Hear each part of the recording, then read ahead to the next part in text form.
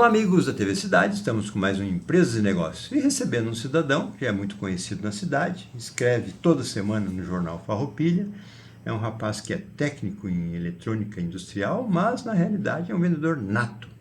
É já bastante conhecido, já trabalhou em várias empresas na cidade. Estou falando de Odair Matos. Obrigado, Odair, por ter aceito o nosso convite. Te deixo na câmera texto para te dar o primeiro oi inicial. Olá, amigos, telespectadores da TV Cidade. É um prazer estar aqui nesse momento, né, com o Glacir. Recebi esse convite e sou muito grato, né, a Deus em primeiro lugar e também a nossa trajetória, né, que a gente vem fazendo na cidade de Farroupilha. Eu sou natural de Bento Gonçalves, mas resido aqui na cidade de Farroupilha desde 1994.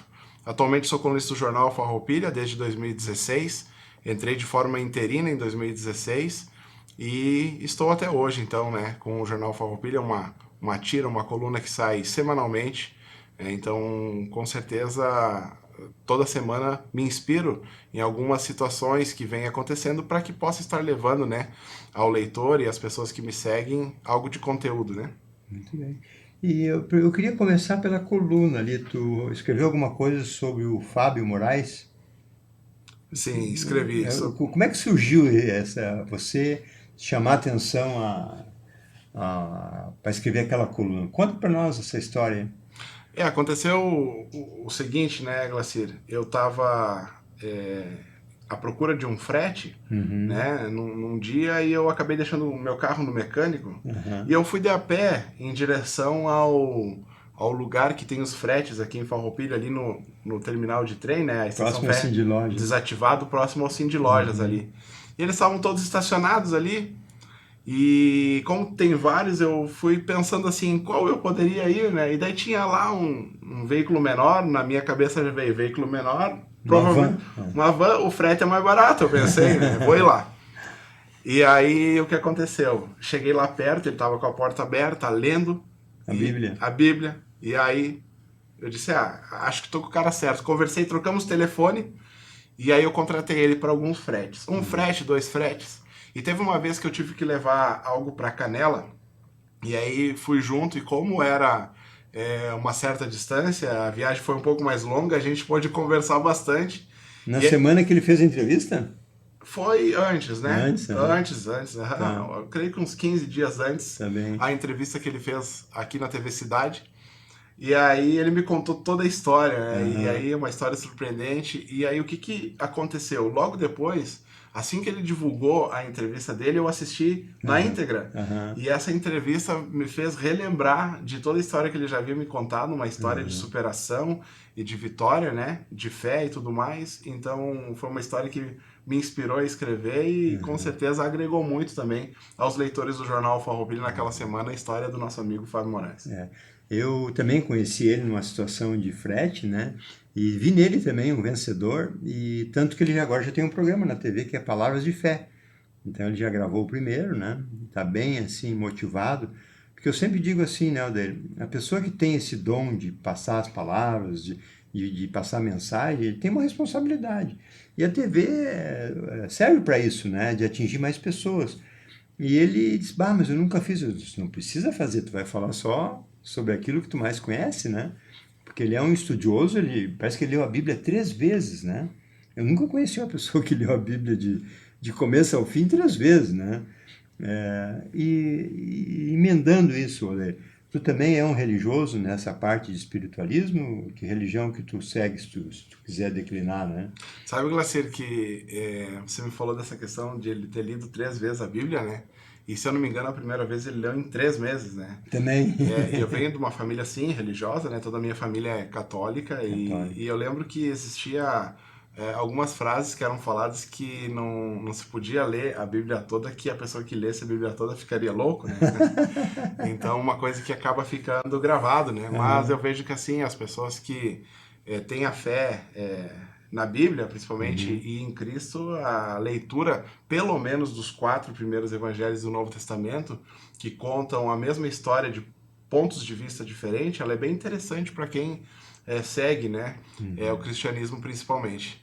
E eu já conheci, sim, outras pessoas que comentaram sobre essa questão de ler de início ao fim a Bíblia. E eu não tive esse privilégio ainda, não teve nenhuma vez assim que me inspirou a fazer a leitura completa dela, mas já tive bastante leitura da palavra. E até porque eu conheci a palavra de Deus através do Sérgio Almeida, que é meu compadre, um grande amigo de Caxias do Sul. Ele é colunista no jornal Farroupilha também. E ele me apresentou em 2012, né? E eu vou lhe falar assim, eu sempre acreditei em Deus e sempre acreditei em Cristo, ter vindo para nos salvar e ter morrido na cruz, e ressuscitado no terceiro dia, até porque eu já vinha de família católica. A única coisa que fez eu me aproximar mais da palavra da Bíblia foi realmente ter conhecido o Sérgio e ele ter me apresentado de uma forma diferente. A Bíblia ela pode ser apresentada de várias formas, né? E se a gente for analisar, hoje existem muitas igrejas no Brasil e no mundo, né? A própria Bíblia mostra isso de alguma forma. Se a gente for analisar, na época das 12 tribos de Judá, eram 12 tribos, não era uma só, que se tornou Israel, né? E depois também Jesus escolheu 12 apóstolos e ainda teve mais um, que foi Paulo, depois que ele partiu. Então eu creio que assim, são várias formas de levar. Se fosse uma só, Jesus teria escolhido um apóstolo só, né? E eu vinha me converter ao cristianismo em 2012, então fazem 10 anos, e vim sim seguir a palavra de uma forma mais pura e genuína, que era uma coisa que eu sentia falta, e creio que todo ser humano que busca Deus em primeiro lugar, né, como Pai, né, e Jesus como único suficiente Salvador, ele vai encontrar na Bíblia as respostas. E era uma coisa que eu não tinha antes, vindo de família católica, porque o catolicismo, por mais que ele é baseado na Bíblia, eu vejo que, por exemplo, quando a gente ia, eu como criança na igreja, a gente lia através de uma folhinha e não através da Bíblia em si. Então essa foi a única diferença, aonde eu comecei a buscar as informações. Então, se for falar da minha vida toda, eu sirvo a Deus e a Jesus Cristo como meu único Salvador, desde que eu me conheço por gente, né, Glacir? E que religião seria religião ou igreja que tu acompanha? Hoje eu sirvo a Deus no Ministério Porta das Ovelhas, que o pastor presidente é André Taborda, de Cachoeira do Sul. Algumas unidades, eu não vou saber te dizer quantas tem espalhadas pelo Rio Grande do Sul e pelo Brasil, mas eu não vou falar assim em religião, né? Porque a Bíblia mesmo ela nos ensina que a religião é o homem que criou, né? Através de uma certa denominação, uma placa. Então, hoje a igreja que eu sirvo não tem uma placa de igreja para que eu pudesse aqui te reverenciar uma. Não tem nome, Não mas tem. é uma religião cristã. Exato. Cristã seria a palavra que ela que remete exatamente ao que a gente serve, que é a Cristo somente. E o Ministério é Porta das Ovelhas, que é uma forma que a igreja foi registrada, que precisa do registro. E né? tem em Farroupilha. Sim, em Farroupilha ela tem na Luiz Ornag, um pouco para trás da caixa da água ali no centro de Farroupilha. No bairro São Luís, né? Bairro São Luís. Certo. Isso aí. Muito bem, Odair. E o Odair, o trabalhador, veio de Bento com que idade mesmo? Eu vim de Bento com 7 anos. Praticamente farroupilense, então. Exato, eu nasci em 87, no Hospital Taquini, de Bento. Bem nascido. Bem nascido, isso aí. 7/1 de 87. E com 7 anos eu vim a Farroupilha, então Tudo 7. 7 de setembro de 94. Quando estava em Bento Gonçalves a marcha do 7 de setembro da minha escola passando, o caminhão de mudança parou na avenida para que ela passasse Olha e a gente pudesse ir viagem, ver meus colegas, que foi a minha primeira turma de escola, né? Do pré e de metade do meu primeiro ano, da minha primeira série. Então me despedi lá. Na época para mim foi muito duro, porque a criança cria esses laços, 7 relacionamento. anos, é triste, né? A gente veio pra cá então e eu concluí a minha primeira série na Escola Medianeira, ali no bairro Medianeira. A gente veio morar no bairro Medianeira. Em função do trabalho do pai e da mãe? Exato, da minha mãe. Na verdade, meu pai e minha mãe estavam se separando naquela época, né? Então eu sou filho de pais divorciados. Meu pai mora em Boa Vista do Sul. Opa. E a minha mãe reside aqui em Farroupilha. E no momento que eles se divorciaram, a minha mãe veio pra cá, que boa parte da minha família, por parte de mãe, já morava aqui em Farroupilha. Já tinham... Já tinham vindo antes, né? E já tinham feito aqui o meio campo. Na época tinha a Grendene muito forte aqui, então dava muito emprego. E aí toda a minha família veio para trabalhar na Grendene na época.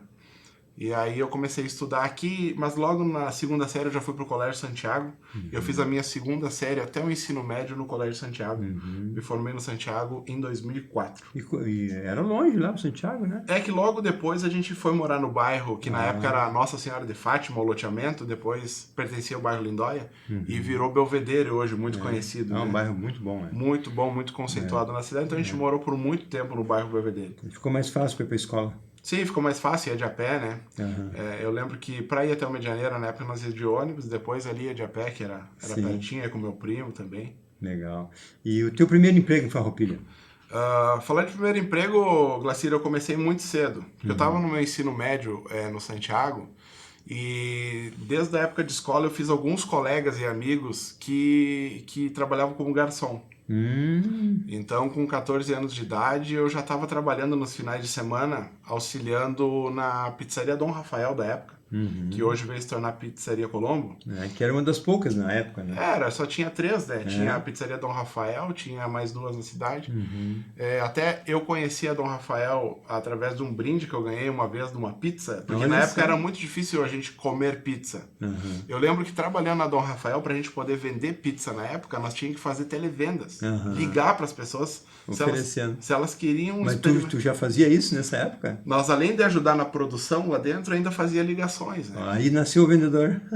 Eu digo assim, pode ser que sim, né, Glacier? É a parte de relacionamento, a parte de comunicação, a parte de venda, eu creio que ela é um desenvolvimento constante, pode ter começado sim naquela época. O hábito faz o monge, né? Faz o monge, é isso aí.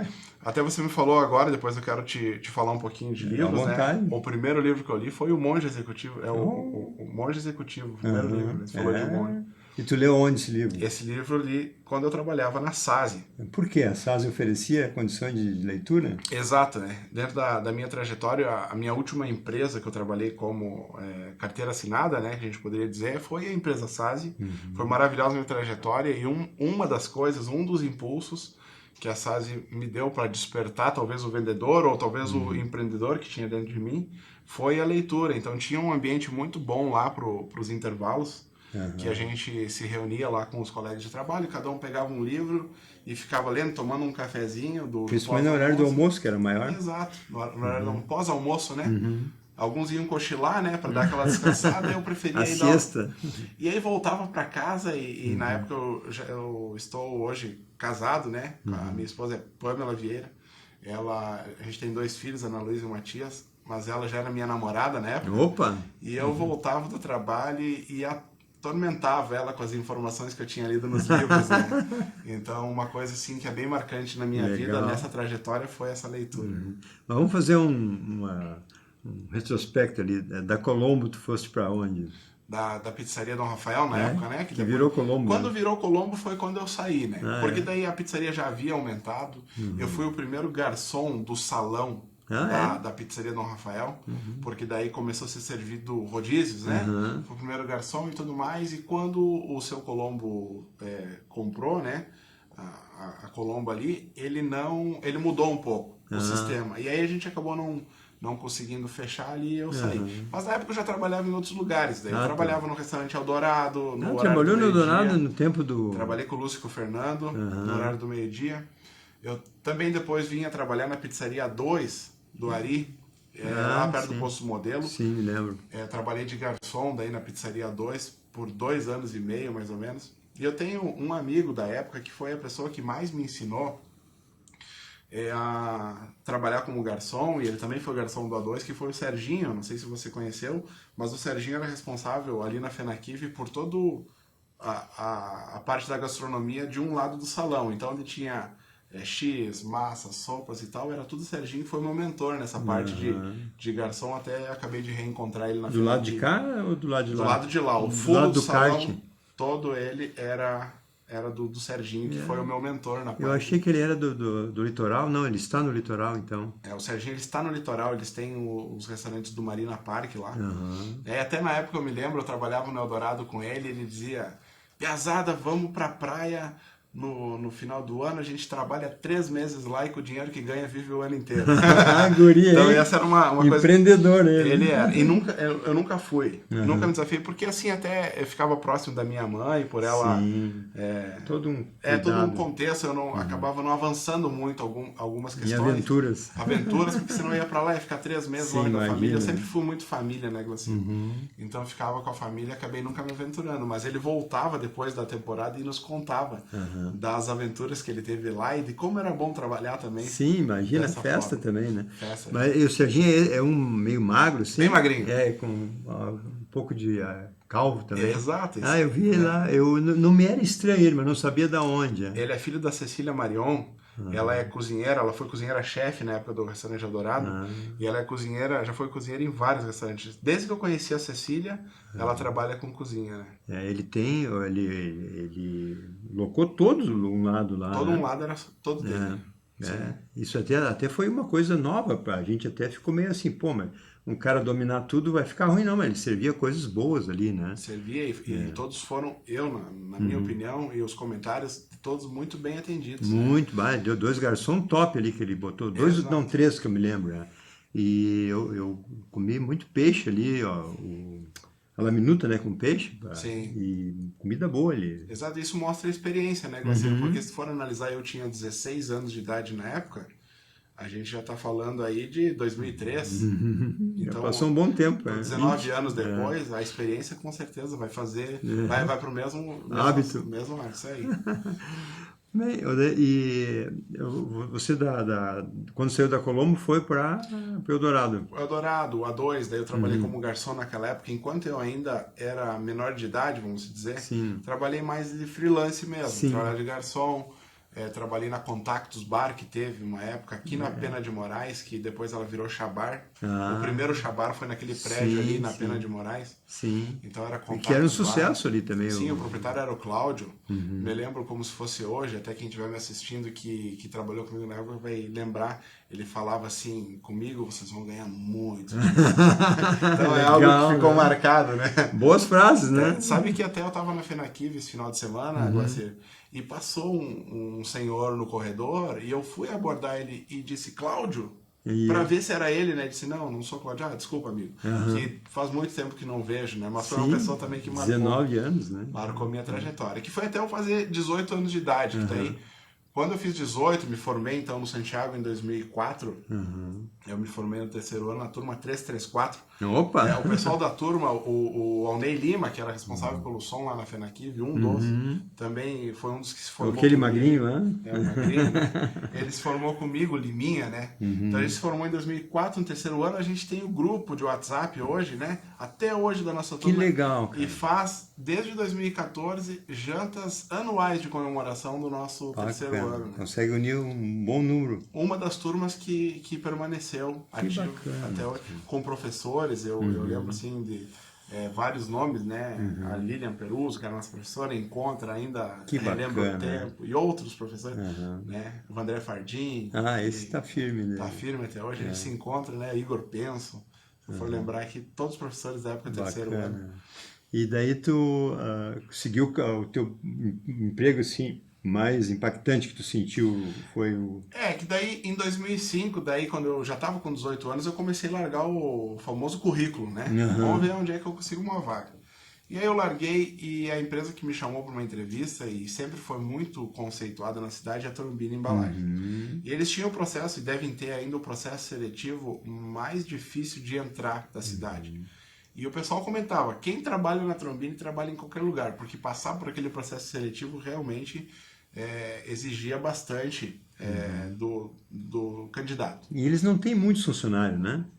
Na verdade, eles têm um número enxuto, assim, né? Eles não têm excesso. É muito automatizado também. A empresa é automatizada e o profissional deles é muito capacitado. Eu encontro até hoje pessoas que trabalharam na minha época, em 2005, que estão até hoje trabalhando lá. Então, eu vejo o quanto eles encontram formas de manter o funcionário. Isso é importante. Forma depois, para não fugir, né? Exato. Então, eu fiquei 2 anos e meio ali na Trombini, tentei a vagas lá, mas nesse meio tempo eu lembro de uma vaga que abria para manutenção, que era o Desejo. de muita gente lá era vagas para manutenção. Eu pensei, se eu quiser me candidatar, eu vou ter que me inscrever num curso de técnico. E aí foi quando eu me inscrevi na ITFAR para técnico em eletrônica industrial, que vinha me formar, então, em fim de 2007, né? A formatura foi início de 2008. E nesse meio tempo eu já saí da Trombini e comecei na SASI.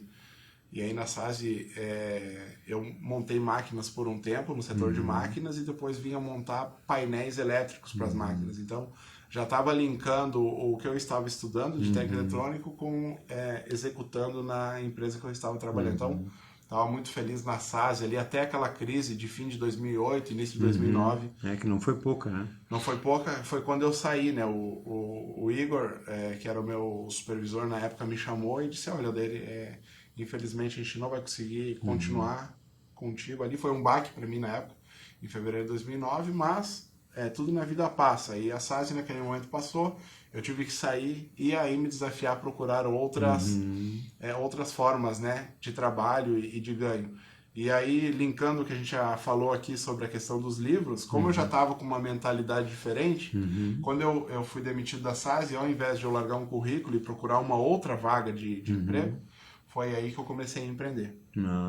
Começou com o quê? Primeiro curso que eu fiz para empreender, como eu ainda estava buscando algo que ia fazer o meu futuro, a minha profissão, eu fiz um curso de instalador de película automotiva.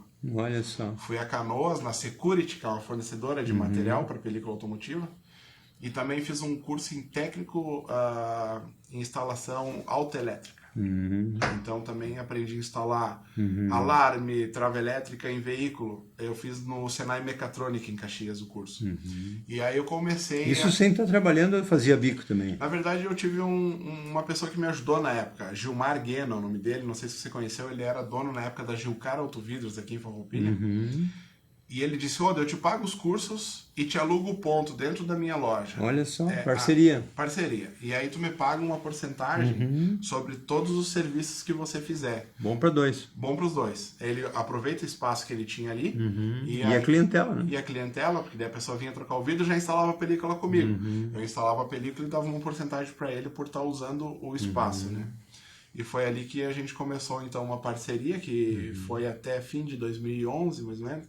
Metade de 2011 por aí, que foi quando eu decidi trabalhar com vendas na rua. Aí eu comecei a trabalhar de representante comercial, em princípio para uma empresa de Gravataí, da Vinci Encartelados, que vende canos e outros itens encartelados. E aí encartelados é na embalagem para o mercado. Embalagem no mercado, tem uma prateleira, uma parede no mercado que tem todos os itens de urgência que a pessoa precisa. Por exemplo, no domingo, tu precisa de uma cola para cano que estourou um cano. Tu não tem um material de construção aberto, aí tu vai no mercado procurar e daí tem lá uma cola de cano só para quebrar o galho. Legal. Então eu comecei a vender esses itens, não durou muito tempo, porque dentro dos mercados, o que acontece, Glacier? Espaço. Não, tu tem contato com outros vendedores. E começaram a me ver trabalhando e me convidaram para trabalhar na Prado, distribuidor logístico de Caxias. Daí foi ali... já é um pulo. O meu maior período de representação, de representante, eu trabalhei na Prado. Aí a gente comercializou os produtos deles, que era Hecht, Beckinser, Veja, Vanish, Nugget, que eram esses itens por mais tempo, né? E foi aonde a gente começou a se desafiar mesmo, porque a vida do representante comercial, ela é bem desafiadora. Um leão por dia? É, um leão por dia. E se tu não matar o de hoje, tu tem que matar dois no dia seguinte. Exato. E aí tu tinha que ir pra rua vender tudo custos próprios, né? Sim. E ainda no final do mês, após a comissão ser recebida, emitir uma nota para pagar o imposto sobre aquela comissão. Então, foi um momento assim, que eu mais cresci como empreendedor. Né? Sim, aprendeu a mexer com empresa mesmo. Aprendi a mexer. Na verdade, eu creio que empresa, a gente nunca aprende tudo. Sempre tem coisas novas. Toda hora mudando. Toda hora mudando. Mas em paralelo, algo que eu vinha fazendo, Glacier, era... Trabalhei com marketing de rede uma época, não sei se você já ouviu falar. Claro. Eu trabalhei com Dinastia, uma época lá no começo da Dinastia em Farroupilha, e depois eu vim trabalhar com Polishop. E isso me despertou para os marketing de relacionamento, onde eu vi que produto sim é importante para quem gosta da parte comercial, mas ali eu descobri que pessoas é mais importante que produto. Se soubesse relacionar, envolver outras pessoas, faz um pouquinho de força cada um, no final dá uma força enorme. Certo. Isso depende só de venda, por exemplo, tu faz uma força sozinho e tem que fazer uma força concentrada muito grande, às vezes o resultado é menor.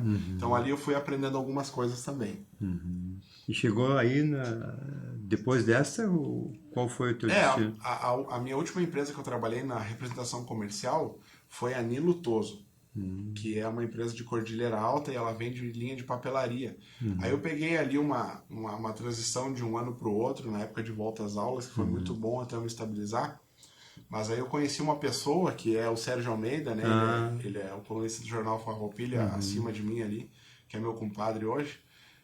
E o Sérgio Almeida, ele me ensinou algumas coisas na parte de negócio, de venda também, junto de uma empresa de colchões. Né? E ele também estava numa migração de empresa na época, e ele conheceu na Festa da Uva de 2012 a empresa Eco7. E ele começou a trabalhar com a empresa na época, fevereiro, março de 2012, e eu vim a conhecer em julho de 2012. E me tornei cliente. Só que eu me tornei cliente em novembro de 2012. E realmente vim a desenvolver essa atividade com ele desde maio de 2013. Então, que é a atividade que eu estou até hoje. Então, 9 anos que eu faço 100% esse trabalho. 100% isso aí. Muito bem. E, viu? Contamos a história do Odair em 25 minutos. É isso aí. Passa rápido, né? Passa rápido. Com relação ao colchão, né? Que assim, a gente fica mais na cama por mais tempo do que o normal em qualquer lugar, a não ser sentado para quem trabalha sentado, né? Realmente os benefícios do sono, de dormir bem, é o principal para a saúde? Sabe, Glacir, que assim, o corpo ele foi feito para trabalhar. Então, durante o dia, independente da atividade que a pessoa faça, ela precisa fazer esforço físico ou mental, um dos dois. E a noite foi feita para repousar. Então, no momento que a pessoa não prioriza a noite de sono, ela acumula estresse e cansaço. Então, isso já resume direto que ter um colchão bom, ele faz toda a diferença na longevidade. A gente percebe pessoas que chegam a 60 anos de idade que estão melhor de saúde e algumas que estão à base somente de remédio. Certamente isso ou é patogênico ou ele foi um acúmulo de estresse, cansaço físico, estresse mental e emocional durante essa trajetória. Então, com certeza, ter um colchão de qualidade que recupere bem a noite de sono vai fazer a diferença, pois você vai começar todas as manhãs zerado, sem o acúmulo do estresse, do cansaço do dia anterior. Fica na cama. Deixa tudo ali, né? Essa que é a ideia. Porque dormir cansado pode, agora acordar cansado... Aí ninguém merece. Ninguém merece. Sabe que eu li bastante sobre uma coisa assim, que a importância do sono, né? Que quem não dorme diz que cria líquidos no cérebro que chegam num ponto que esse líquido, quando é muito, ele faz a pessoa desmaiar. Que é o gatilho, né, para te recuperar. Tu não quer parar, então deita, né? E alguns relatos dos chineses, logo que começaram com a internet, eles iam para frente do computador e a luminosidade da tela quebrava esse gatilho. E alguns morriam porque não se alimentavam, não dormiam, né? Então, a importância do sono cada vez mais, né? A importância de tu te recuperar. E tem pessoas que é 6, 7, 8 horas. Eu preciso de 7 horas. Se eu não dormir 7 horas, no dia seguinte eu tô acabado, né? Tô nervoso, tô irritado, né? É isso que tu sente nos teus clientes, assim, no dia a dia, com relação ao sono? Sabe que assim, Glacier, algumas pessoas me perguntam se o colchão é milagroso, né? Eu vou lhe falar uma coisa, o nosso corpo é um milagre. Por que você comentou assim daquele gatilho que faz a pessoa apagar? Não existe possibilidade do ser humano passar de um dia para o outro sem repousar. E como o nosso corpo ele é um corpo de autocura, ele desenvolve todos os hormônios que são necessários para que ele tenha uma certa assim, durabilidade maior das células, da pele, dos órgãos. Dos ossos, principalmente, né? Dos ossos e de tudo que compõe. Eu vejo muito isso nos meus clientes. O cliente que ele passa a dormir melhor não quer dizer que o colchão está fazendo alguma coisa, não é isso especificamente, sim o corpo dele está fazendo. Por que as pessoas falam muito da atividade física? Não é porque a academia vai ser melhor para ela, o corpo vai reagir de uma forma melhor enquanto ela pratica essa academia. Por que as pessoas comentam que uma alimentação saudável é algo importante? Não é porque o alimento ele vai, não, o corpo ele vai ter contato com o alimento e ele vai produzir o hormônio baseado naquilo que vai fazer com que ele se sinta melhor. Então, para a gente não ter um corpo afadigado, um corpo com células doentes, a gente precisa mandar uma informação boa.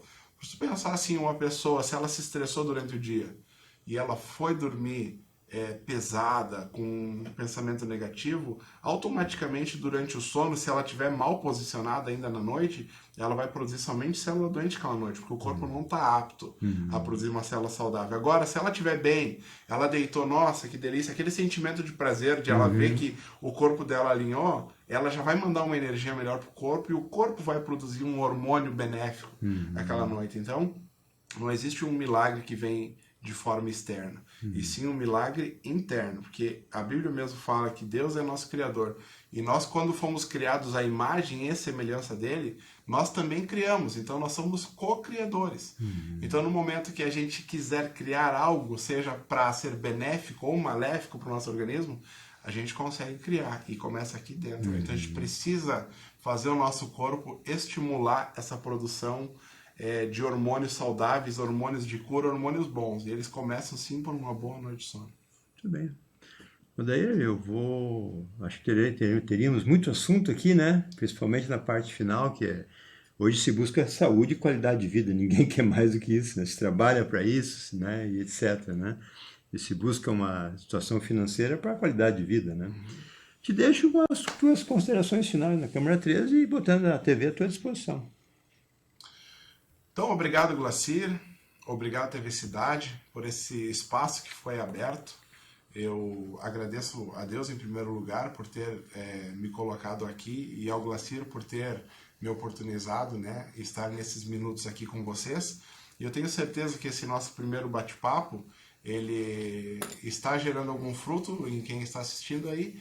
E com certeza, se tiver mais oportunidades aqui junto à TV Cidade, eu quero dar o meu melhor aí para que possa estar levando informações de qualidade a todos os telespectadores da TV Cidade. Obrigado. Obrigado. Foi uma satisfação. O prazer foi meu.